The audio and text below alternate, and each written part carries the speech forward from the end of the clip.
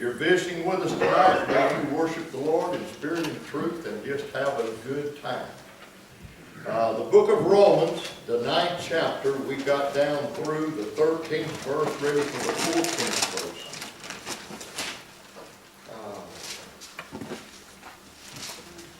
The last time we met, we were talking about the sovereignty of God, the sovereign will of God.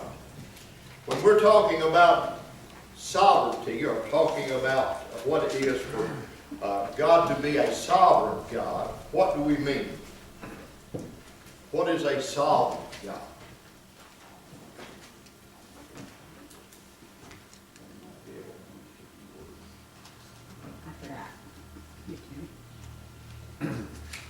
I know you know.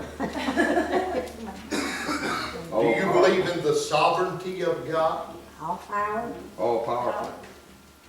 Okay. The only one? Okay. But what is to be sovereign? He's the same. Independent. Keep it coming.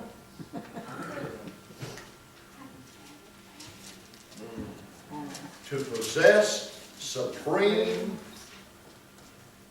authority, power, without any outside help. Everything is sealed up in God. He is a sovereign God. And the sovereignty of God means His status, dominion, power, and authority of being a sovereign God. We found last week that or week before last, I guess, when we met, that about Israel, and we started learning about the sovereignty of God.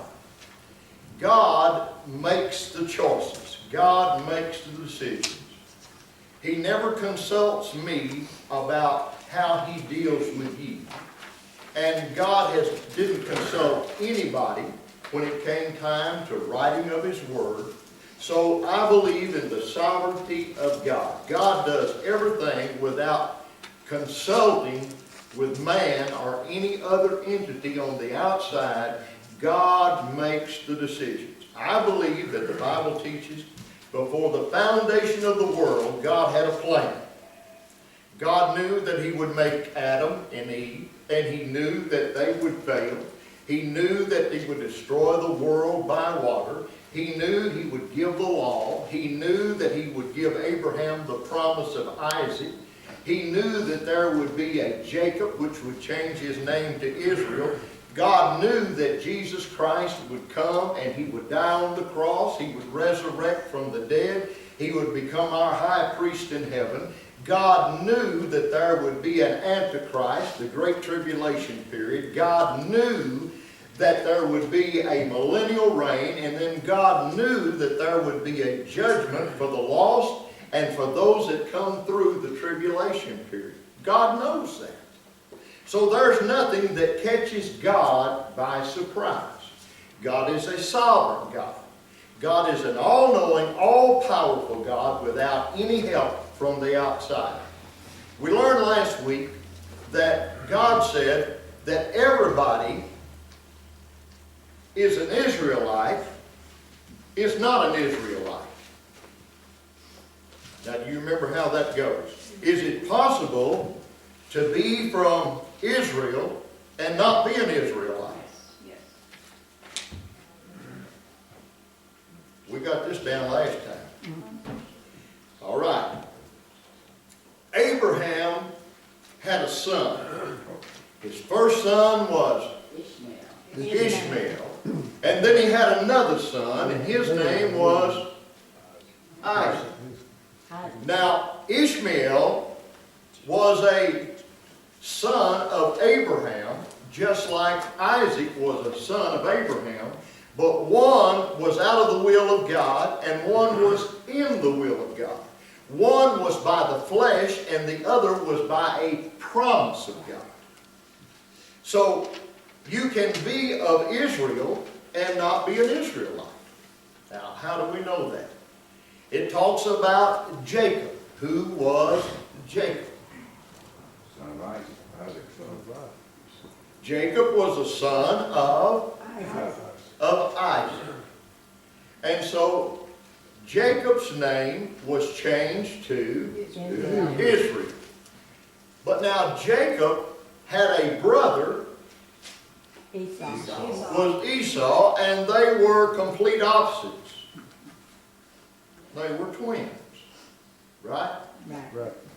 And Esau, when he came first, he should have had the birthright, right? But when he came out of the womb, there was an arm that followed him and grabbed hold of his heel. And so the blessing, the birthright, went to the second, which was Jacob. And Esau wasn't. And God says, Jacob have I loved, and Esau have I hated. Now tell me what the word love, how it's translated there. Jacob I have loved. Starts with a C. H. Children. Say loud. Say louder. Chosen. Chosen. Now when did God choose Jacob? Coming out of the womb. He chose him before he was Born. born. Now God's will, God's sovereign will, God's program was in action. So you've got one that God rejected. When it uses the word hate here, it didn't mean that he detested him so, but there was rejection. One he chose, one he rejected. Now it says in the New Testament about the first and the last. Tell me something about it. The first shall be last, and the last shall be first. Now, what's that in relation to? Salvation. Whose salvation? All right, catch this one. He came unto his own, and his own received him not. But as many as did receive him, to them gave he the power to become the sons of God. God. Well, we can almost get a quotation together, can't we? Enough of us together, we might get a verse memorized. So we see God's program. Jacob had twins, but God chose before they were even born which one would bear the bloodline from Abraham. And then Jacob had 12 sons, and they became the 12 tribes of Israel. Now, God didn't consult anybody about this. He's a sovereign God. All power, all knowing, all seeing. Now, in our lives, we need to realize something. Every trial, every tribulation, every blessing, every burden, every good thing, every bad thing, everything that happens to you in your life is for the edification of you to give glory to God. If all God ever did for you was give you everything you wanted to make you happy, you'd be just like a lot of these heathens running around out here. You'd be spoiled to death, right? Right. So what does God do? He tempers, He tests it. Have any of you ever seen steel hardened? How many of you got knives at home? What have they got in them? Steel. Starts with a T. Tempered. Temper. Always said things is not even good without a little temper.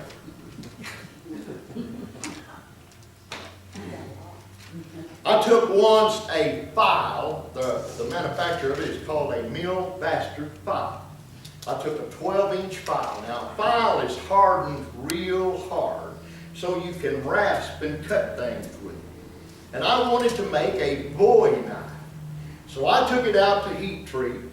I was working then as a die tool maker. I went out to heat treat and I took all the temper out of it. Then I took and I ground it, and then I hollow ground it, and I shaped it the way I wanted because I put it back in its original form, just a piece of steel. and it was soft and it was workable. Then after I got it worked just exactly like I wanted, then I took it back to heat treat, and then I heat treated it, and I put hardness back in it. Now that's what God does for us. He molds us and He shapes us to the position and the place where we can bring Him honor and glory.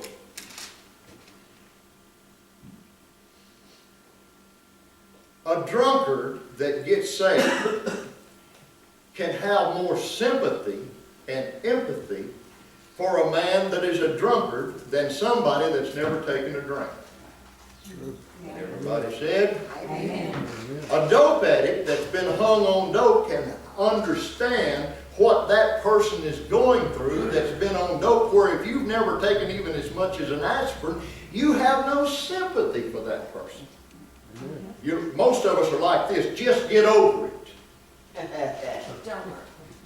Straighten up. But that's easier said than done. It takes a miracle, and it takes a miraculous act of God, this sovereign God.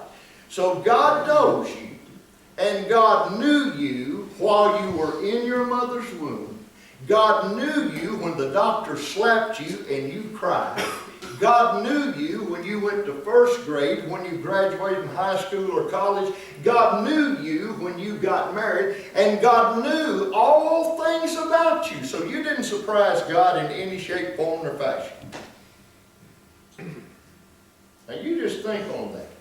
Every bad decision you ever made in your life, God knew you was going to make that decision. Every good decision, He knew that. That's not what He wanted. But see, God gave you the freedom of choice just like me. So we choose right and wrong, but it does not mean that God does not know. God knows. Just like He knew with Abraham and Sarah and Ishmael and Hagar and Isaac and Jacob and Rebekah. He knew. So He says not everybody that is from Israel an Israelite. So He made room for us to come in and be born and to be saved. Now, in the 14th verse is where we want to pick up tonight. What shall we say then? Now, knowing all these things, knowing that God is a sovereign God, knowing that God knows everything, what shall we say to them? Is there unrighteousness with God? God forbid. Now, since God knows everything, is He an unrighteous God because He allows us to go through things? No. We had 2 girls, and I promise you, if you are a parent, you know what they're doing without you even being present. You know. If you're in one room and your kids are laughing and playing and your kids get quiet, what's the first thing goes through your mind? They're into something. They're doing something they shouldn't do. You know. You know when they get outside the house and go out on their own. You know the way they act and the way they appear and the way they talk and the complexion that they have when they come back in, whether or not they've been doing what they're supposed to be doing. Our girls used to say to me, "Daddy, how do you know these things? How do you know?" This is something I used on them. I probably told you, but look over me if I have. You'll hear it one more time. They'd come in and I'd say to them, "I already know what you've been doing. Now if you come clean with me, it's not going to be bad. But if you lie to me, business is going to pick up. I already know. I already know that spill their guts." I didn't know anything. But I knew I had been their age. And I knew I had been out just like they had been. And I knew what I did when I got out. So they're no different than me. Y'all ever used to do that?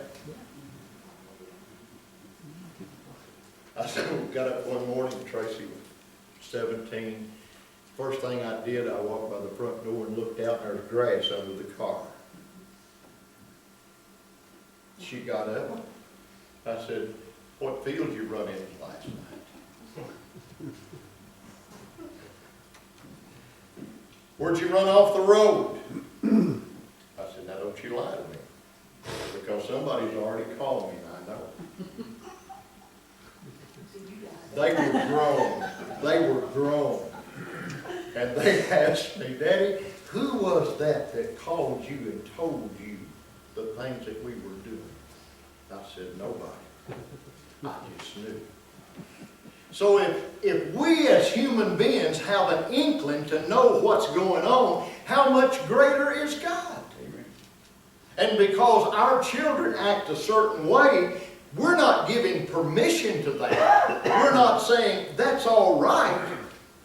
But we do give correction, and just like God gives correction. So is God unrighteous because He knows and does not make us? God don't want a puppet. If God wanted a puppet, He'd have just left the devil out of the Garden of Eden. If God had wanted a puppet, He had not put the tree of good and evil, knowledge, in there. If God had wanted a puppet. He wants people that wants Him. Does that mean if I want Him that I won't fail Him? Probably will. I can say for a surety you will fail Him. But when you fail Him, it's like a parent. Our children fail us, but we do not quit loving. We keep forgiving and forgiving and forgiving and forgiving. The same thing with God. So Paul said, "No, God forbid there's not unrighteous." 15th verse, "For he saith unto Moses, I will have mercy on whom I have mercy, and I will have compassion on whom I will have compassion." Now this is the sovereign God. Anybody, he says, that's in this world, I choose to have mercy, to have compassion on. I choose that. Nobody makes me. Nobody decides for me. My will is done. He saith unto Moses, I will have mercy on whom I will have mercy, and I will have compassion on whom I will have compassion. 16th verse, "So then it is not of him that willeth, nor of him that runneth, but of God that sheweth mercy." Now somebody tell me what willeth means. He says in the verse, "So then it is not of him that willeth." Who's him? Hold your hand up. That's us. That's us. It's not up to us. So then it is not of him that willeth. What does willeth mean? Desire. It's not what you want that pleases God. It's not what you desire that gets the job done. So then it is not of him that willeth, nor of him that runneth. What does runneth mean? Who runs? Say loud. Who runs? Okay, somebody else. Works to please God. Yeah. Effort. It makes no difference what you want, and it makes no difference of the effort you put forth. That does not change God's purpose. He's simply saying, hey, you have nothing to do with what I do and the decisions that I make. We're not going to change destiny. That's why the Bible from Genesis to Revelation is written how we started and where we're going to end up and everything that happens in between. It's already set in stone. God knows. God knew 72 years ago, December the 26th, when I came into this world, that I would be standing here tonight, and that I would be teaching tonight, and I would be expounding the Word tonight. God knew that you would be here. God knew you would be here. either for acceptance or rejection, to grow, or to just throw your hands up and say, I give up and I quit. God knew that. Now that begins to paint a different picture for me. I'm starting to see, you know, God's in control of everything. Of everything. But in all situations, He's given me a choice. I still have that freedom of choice. So it's not, then it is not of him that willeth, or that desires, nor of him that runneth, or of effort, but of God that shews mercy. So it's God that chooses to be merciful. While we were yet sinners, while we were yet away from God, you think of everything you can lay your mind to disgraceful you've ever done in your life. And you just think of every evil thought, every evil deed that you've carried out in your life. God was merciful. He should have killed us all. But His choice was to show mercy. He's unchanging in that. I will have mercy on whom I will have mercy. I will have compassion on whom I will have compassion. Now, here comes the clincher, 17th verse.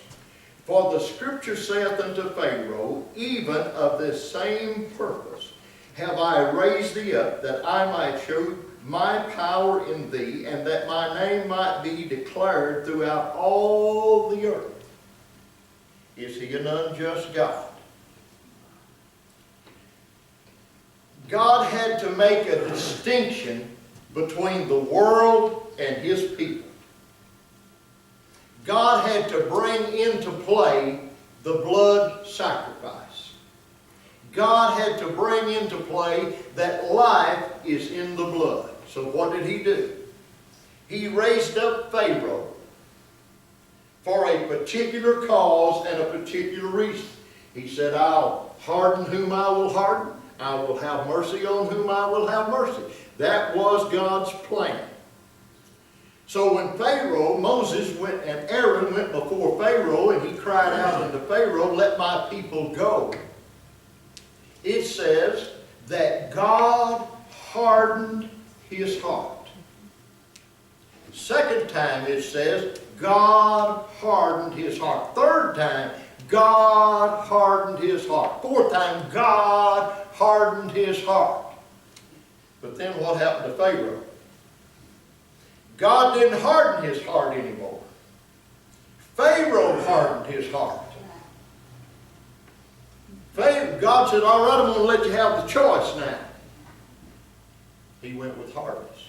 The last plague He poured out was the firstborn to die of every family, except those that would be under the blood, that their lintels of their doorpost and the lintel of their door would be painted with blood, stay inside the house when the death angel passes over. The ones that are under protection of the blood will not die.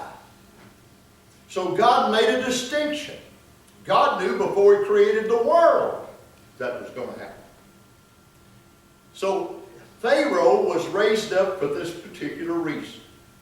Pharaoh was raised up for this job. There are only two people I can find in the Bible that God raised up for His particular reason and purpose, that He made them like that. And who's the other besides Pharaoh? Judas. Judas. It said he was from the beginning. Devil. He was a devil from the beginning. So two people in the Bible God raised up to accomplish His will.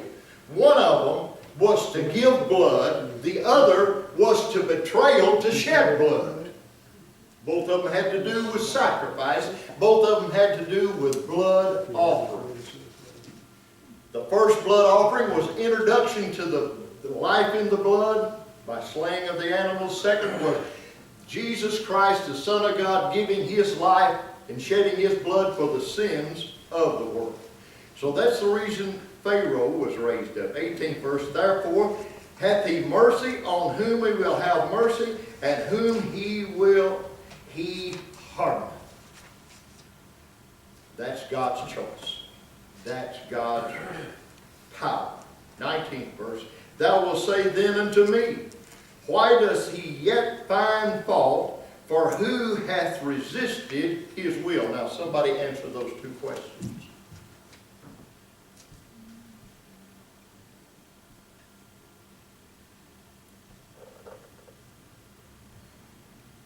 Thou wilt say then unto me. What are you going to say unto me? Why does he yet find fault? For who hath resisted his will? This is all he's saying. What have I done to cause this to happen to me? Does that sound familiar? I don't know why I'm going through this. I don't know why I must bear this cross. I don't know what I've done for God to do this to me. God don't do anything to any of us. We do it to ourselves by the decisions that we make. God knows. But God's not going to keep us and make us walk the tightrope, be in that little circle. Is God unjust? No, He's a sovereign God. He knows. Is He unrighteous? No. He chooses things to give Him honor and glory to accomplish His plan. 20th verse, nay, but, O man, who art thou that repliest against God? What does replies mean? Prospective. Yeah. Why are you arguing with God? Why are you telling God? God don't want to know your opinion about anything. I'll give him my opinion a time or two, whether or not he wants to hear it. There have been times in my life I've talked pretty rough to God. And if He hadn't been a merciful God, He'd have fried me with a lightning bolt. But He's merciful. He's a loving God. But yet He's a wrathful God. So He said, nay, but, O man, why art thou that repliest against God? Why are you talking back to God? Shall the things formed say to Him that formed it, why hast thou made me thus? Ooh. Now let's park a while. We might just end up right here. Have you gone to school with people that made straight A's that never did crack a book? And here you just, and you do good to make a D. And what do you say? God, why did you make me this way? Why are you arguing with God? We're getting ready to elect the president one of these days. This is awful. I've never seen nothing like it in my life. This is terrible. You got to carry a 45 and a big knife to be in this race. Criticism after criticism after criticism. Why hast thou made me this way? Why hast thou made me this way? Our oldest daughter, she wanted to have enough money. I thought she was gorgeous, but she didn't like her nose. And she told me, she said, when I get enough money, I'll get me a nose job. Now, if you had enough money, is there anything about your appearance that you would change? Now, don't you lie to me.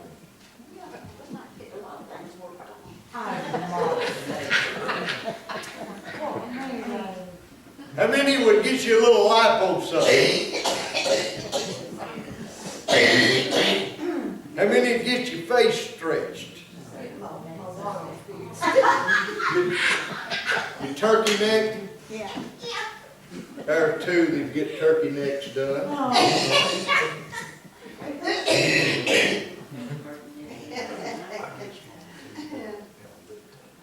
God made me just exactly like He wanted. God made me just, I am unique. You are unique. You are a creation of God, and there's not another match to you anywhere in the world. So God loved you enough to make you just exactly like you are. Here's the theme of the election. Every person has the right for a college education. All right, we take all the kids and we give them all college educations, and they come out with a piece of paper in their hand. Now, what are we going to do then? Who's going to mow the yard? Who's going to make the cars? Who's going to run Indian Hills? We can't, because we are college graduates. I have a friend. His parents harped and harped and harped on him to go to college. He went to college, he got his degree to teach. And you know what he did after that? He started plumbing. Spent his entire life as a plumber. How many plumbers do you see that's got a degree to teach? See, God didn't make us all millionaires or paupers, but God made us us. The reason that we end up in the situations that we're in, because of our choices. That's not what God wanted. God wants you to give Him. He wants us to give honor and glory and praise to Him. So we don't need to be arguing with God. We don't need to ask Him why. Buckle down, do what you got to do. One thing I'd like to see our country do. I'd like to see them open trade schools back up. Yes. I would love to see them. That not everybody wants to have a degree. I was always really good working my hands. Anything mechanical.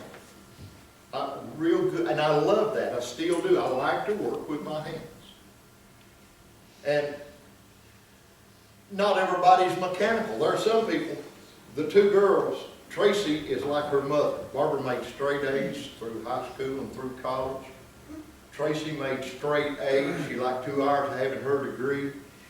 She never cracked a book. She never looked at anything. Poor old dumb crow. He had a dumb daughter, Sam.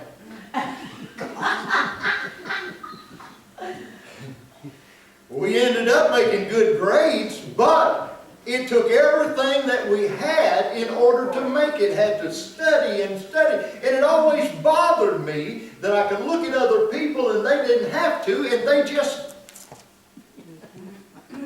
What bothered me about Barbara? Well, that other thing. I wasn't going to say that. And I looked at her, and if it hadn't been for Barbara, I'd have been an uneducated idiot. I'm just an idiot part now. I got educated, but I'm still an idiot part. Because she helped me so much. It was so easy for her and so hard for me.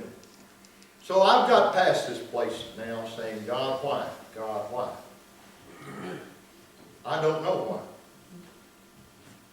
But I am what I am, but I am what I am for the glory of God.